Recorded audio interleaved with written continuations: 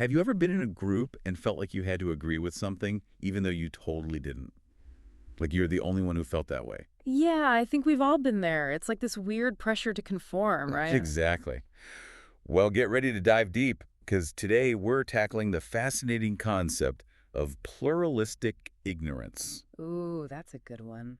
Sounds kind of complicated, though. It is, but we're going to break it down.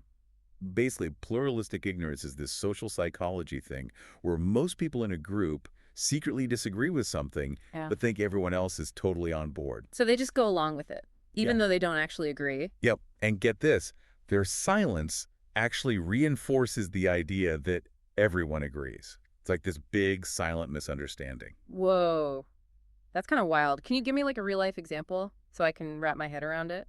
Okay, imagine you're in a college lecture. The professor asks this super confusing question.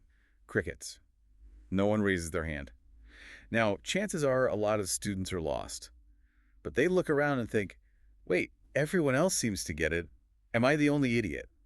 Hmm? So they stay quiet, even though they're dying inside. Ouch. Yeah, I've been there. It's like you're afraid to be the only one who doesn't know what's going on. Exactly. It's like our brains play this trick on us, making us think we're the outlier. But why do we do this to ourselves? I think it's because deep down we all want to belong. We're social creatures, and going along with the group makes us feel safe, even if we have our doubts. That makes a lot of sense. But Yeah. it's also kind of frustrating, right? Think about all the amazing ideas and positive changes that get squashed because people are too afraid to speak up. Totally. It's not just about lectures either, it happens everywhere. Oh, yeah, for sure. Think about workplaces where everyone seems to be cool with a bad decision, or social media where people jump on trends they secretly find ridiculous. Oh, tell me about it. I saw this thing online the other day. Never mind. And don't even get me started on politics. People stay silent on important issues thinking they're in the minority, when a lot of others might actually agree with them. It's like this giant echo chamber of silence. This reminds me of a time I was in this meeting at work. They were pitching this new project. Uh-oh. Yeah, I had major doubts about it.